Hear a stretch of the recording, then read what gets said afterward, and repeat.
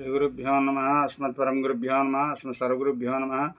मातृभ्यो नमः। पितृभ्यो नमः। मातापितृभ्यो नमः। श्रीमते विश्वक्सेनाय नमः। श्रीमते नारायणाय नमः। श्रीमते रामानुजाय नमः। श्रीमते हयग्रीवाय नमः। श्रीमात्रे नमः। ज्ञानानन्दमयं देवं निर्मलस्फटिकाकृतिम् आधारं सर्वविद्यानां हयग्रीवम् उपास्महे। ఈరోజు మనం చెప్పుకోబోయే శ్లోకం 33వ శ్లోకం. 33వ శ్లోకంలో మనకేమిటండి అంటే కామరాజ విద్యను గురించి చెప్పారు ఇంతకుముందు. దీన్ని మన్మథుని దర్శించి ఉపాసించినందువల్ల కామరాజ విద్య అనే పేరు దీనికి వచ్చింది. ఐశ్వర్యకాముకులు చేయవలసిన జప పద్ధతిని ఇందులో మనకి 33వ శ్లోకంలో వివరించడం అనేది జరిగింది.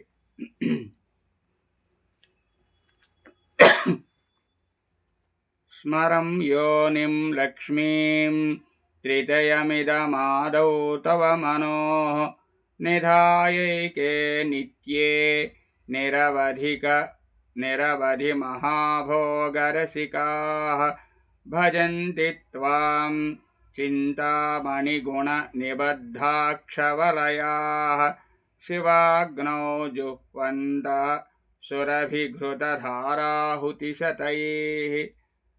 స్మరం యోనిం లక్ష్మీం త్రిటయం ఇదం ఆదౌ తవ మనోః నిధాయైకే నిత్యే నిరవధి మహాభోగరసికాః భజంతి త్వాం చింతామణి గుణ నిబద్ధాక్షవలయాః శివాగ్నౌ జుహ్వంతః సురభిఘృతధారాహుతి శతైః.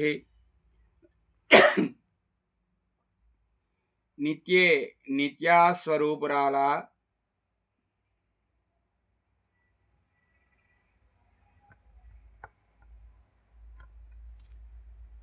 ఆద్యంతరహితలారా దేవి, తవ నీ యొక్క మంత్రమునకు ఆదౌ మొదట స్మరం కామరాజు బీజమైన క్లీంను, యోనిం భువనేశ్వరీ బీజమైన హ్రీంను, లక్ష్మీదేవిని లక్ష్మీ బీజమైన శ్రీంను, త్రితయం ఈ పైన చెప్పిన క్లీం హ్రీం శ్రీం అనే మూడింటిని నిధాయ ఉంచి, నిరవధి పరిమితి లేని అఖండమైన నిత్యమైన మహాభోగ రసికాః ఆనందానుభవ రసజ్ఞులు, అపారమైన గొప్ప అనుభవములో రసికులు, చింతామణులచే రత్నముల యొక్క గుణ సమూహముల చేత నిబద్ధ కట్టబడిన గుర్చబడిన అక్షవలయాః అక్షమాలలు గలవారై, చింతామణులు అనే పేరు కలిగిన దారమును గుర్చిన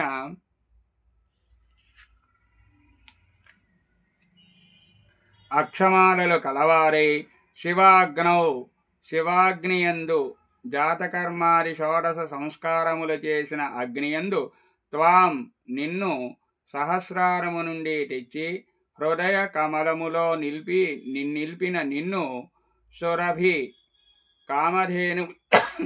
కామధేనువు యొక్క ఘృత నేయి యొక్క ధారల చేతనైన ఆహుతుల యొక్క సతైః నోర్ల చేత పలుమారులు జుహ్వంతః హోమము చేస్తూ భజంతి సేవిస్తున్నారు.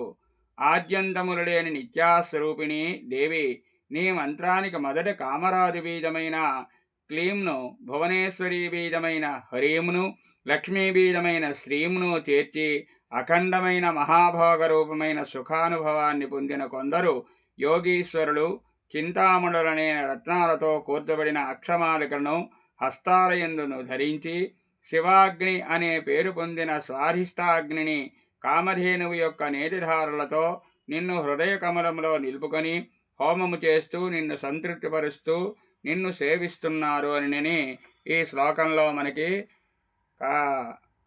ఆదిశంకరాచార్యులు గారు చెప్పారు. స్వస్తి ప్రియాభ్య పరిపాలయంతాం న్యాయేన మార్గేణ మహీం మహేశాః गोब्राह्मणेभ्यः शुभमस्तु नित्यं लोकाः समस्ताः सुखिनो भवन्तु। स्वस्ति।